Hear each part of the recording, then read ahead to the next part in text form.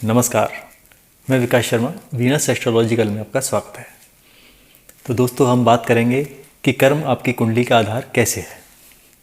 तो चलो शुरू करते हैं।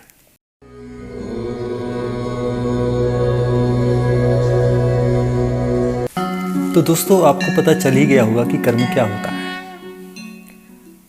कर्मों का फल भोगने के लिए मनुष्य को सांसारिक जीवन में आना पड़ता है, इस जगत में आना पड़ता है, मृत्यु लोक में आना पड़ता है। अब यहाँ से आपकी कुंडली का कार्य शुरू होता है। व्यक्ति के जन्म के साथ ही उसके कर्मों की फाइल उसके साथ आ जाती है, जिसको हम संचित कर्म कहते हैं, जिसमें मनुष्य के पुण्य और पापों का हिसाब किताब लिखा होता है। इसे आप अपने कर्मों का बही खाता भी बोल सकते हैं। और इसका ज्ञान कैसे होता है? ज्योतिष के माध्यम से, कुंडली के माध्यम से। तो ये समझ लीजिए कि यह आपके कर्मों का दूसरा बही खाता है। पहला बही खाता चित्रगुप्त के पास है। अब आपको ये समझना बहुत आवश्यक है कि आपके कर्मों के आधार पर ही ग्रहों का चयन और नियुक्तिकरण होता है। उन ग्रहों में से एक ग्रह आपकी कुंडली का लीडर होता है, जिसे लगन का स्वामी कहते हैं। लगन का स्वामी आपकी कुंडली को संचालित करता है और उसी के हाथ में आपके जीवन की डोर होती है। और उस ग्रह की स्थिति आपकी कुंडली में कैसी है, वो शुभ है या अशुभ है, या किस पोजीशन पे है, किस स्थिति में है, ये आपके कर्मों पर डिपेंड होता है कि आपके कर्मों के हिसाब से उस ग्रह को क्या स्थिति मिली है, क्या पोजीशन मिली है आपकी कुंडली में। उसी के हिसाब से आपकी लाइफ चलती है। और हर ग्रह का अपना समय चक्र होता है, जिसको हम विश्वांतरी महादशा कहते हैं। इसमें हर ग्रह की समय सीमा निश्चित होती है और वो ग्रह उस निश्चित समय में आपकी ज़िंदगी को अपने नेतृत्व में ले लेता है और उसका अपनी स्थिति के अनुसार संचालन करता है, और वह उस स्थिति में अपना पूर्ण प्रदर्शन करता है, अच्छा या बुरा। ये डिपेंड करता है स्थिति के अनुसार। दोस्तों, मनुष्य की कुंडली में जितने भी ऋण और दोष होते हैं, वो सब हमारे पिछले कर्मों के आधार पर होते हैं, जो हमें वर्तमान स्थिति में भोगने पड़ते हैं। उदाहरण के तौर पे बताता हूँ, अगर किसी व्यक्ति की कुंडली में पितृदोष आ जाता है, तो उसका सीधा संबंध उसके पूर्वजों के कर्मों से माना जाता है और उसकी पीढ़ियों से वह दोष चलता आ रहा होगा जहाँ उसने जन्म लिया है। अब उस व्यक्ति को इस घर में जन्म क्यों मिला? इसलिए मिला क्योंकि इस व्यक्ति ने अपने पूर्व जन्म में अपने पिता समान या किसी बुजुर्ग की हत्या या परेशान किया हो, किसी हरे भरे पेड़ को कटवाया हो, या किसी मंदिर को तोड़वाया हो, आदि ऐसे कर्म करे होंगे जिससे कि इसको पितृदोष भुगतना पड़ेगा वर्तमान स्थिति में, जिसको ये सब भोगने के लिए इस घर में जन्म मिला है। अब ये पितृदोष को भुगतेगा और ये पितृदोष इसकी पीढ़ियों में चलता रहेगा अगर ये इसका उपाय या इसका समाधान ना करेंगे तो। अब इस व्यक्ति को इस घर में पितृदोष को भुगतने के लिए आना पड़ा। देखो, दोष लगा हुआ है, पितृदोष लगा हुआ है, भुगतना तो पड़ेगा ही। अब इस व्यक्ति के पास सबसे महत्वपूर्ण चीज़ क्या है? इसके पास मनुष्य का शरीर। तो वो व्यक्ति चाहे तो सही मार्गदर्शन से अपने इस दोष को मिटा सकता है, इसको ठीक कर सकता है, जिससे कि आने वाली पीढ़ियों में यह दोष ना हो। क्योंकि प्रकृति मनुष्य को सुधरने का अवसर देती है, मौका ज़रूर देती है। अब वो सुधरना ना सुधरना मनुष्य के ऊपर डिपेंड करता है। अभी एक कुछ दिन पहले का वाकया है। मैं किसी लेडी एस्ट्रोलॉजर को सुन रहा था। वो राहु के बारे में कुछ बता रही थी और उसको ठीक करने के कुछ उपाय भी बता रही थी। तो मैं गौर से सुनने लगा।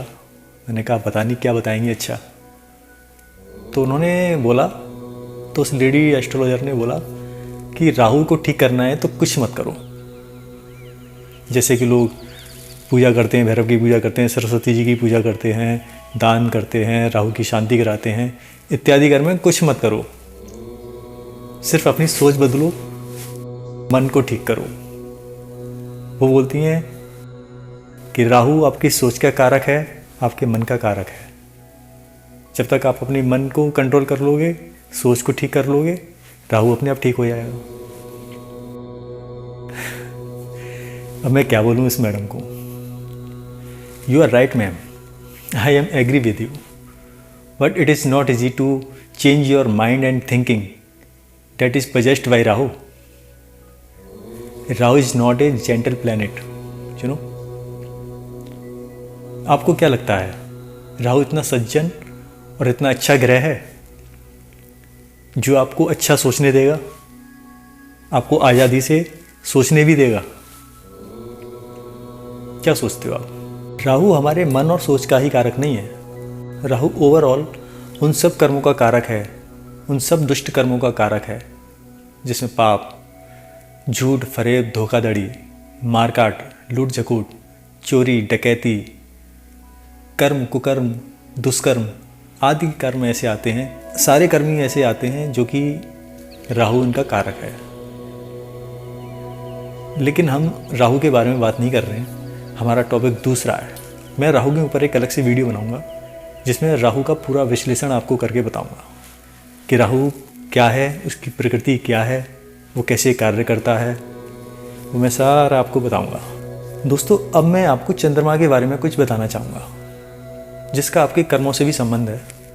चंद्रमा जो है मन का कारक है और बहुत ही चंचल, सौम्य और बहुत ही तीव्र गतिमान है। इसकी गति सब ग्रहों से तेज है। हर 2.25 दिन में अपनी राशि चेंज करता है।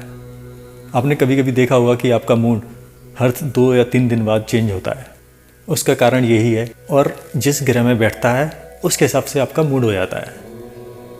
अब वो अच्छा ग्रह होगा तो अच्छा मूड होगा, खराब ग्रह होगा तो खराब मूड होगा। तो चंद्रमा जब किसी पाप ग्रह या शत्रु ग्रह से युति कर लेता है, नीच भाव में आ जाता है, शत्रु क्षेत्र में आ जाता है, या किसी पाप ग्रह की दृष्टि उस पर हो जाती है, तो वो व्यक्ति के मन को और उसके सोच विचार को नष्ट कर देता है। मनुष्य के अंदर विचार ऐसे आएंगे कि गलत काम करने के लिए स्वतः ही वो गलत काम करने के लिए तैयार हो जाता है। तो यहाँ पर चंद्रमा का बहुत महत्वपूर्ण रोल है। अब मैं आपको एक बात बताना चाहता हूँ। मन को नियंत्रण करना और अपने सोच विचार ठीक करना आम आदमी के बस की बात नहीं है। या तो आप योगी पुरुष हो। योगी पुरुष का मतलब होता है कि उसके इंद्रियों पे नियंत्रण, माइंड पे कंट्रोल, सोच विचारों पे कंट्रोल। और कैसे होता है वो? अत्यधिक ध्यान से, बहुत मेहनत से। ध्यान से कहीं हद तक बहुत सारे ग्रह ठीक हो जाते हैं। अब मैं बात करूंगा ज्योतिष के बारे में। कर्म आपकी कुंडली का आधार है, क्योंकि ज्योतिष ही है जो व्यक्ति को सही मार्गदर्शन देता है, उसको सही रास्ता दिखाता है, उसको कर्म करने के लिए प्रेरित करता है। जब आदमी अच्छे कर्म करेगा तभी तो उसके जीवन में खुशहाली आएगी। दोस्तों, ज्योतिष के माध्यम से आपका भौतिक और आत्मिक जीवन खुशहाल होता है। तो दोस्तों, मेरे हिसाब से तो कर्म ही आपकी कुंडली का आधार है। बाकी सबकी अपनी अपनी सोच है, सबका अपने अपने विचार है। तो दोस्तों, अगर आपको ये वीडियो पसंद आई हो तो लाइक, शेयर और कमेंट ज़रूर करें और सब्सक्राइब भी करें। आप कमेंट करके बताते भी रहा करें कि आपको कैसी वीडियो पसंद है ज्योतिष में, और आप ज्योतिष के बारे में क्या जानना चाहते हैं। मैं आपके लिए वीडियो ज़रूर बनाऊंगा। आपका प्यार मेरे लिए सर्वोपरि है। तो मिलते हैं नेक्स्ट वीडियो में। धन्यवाद।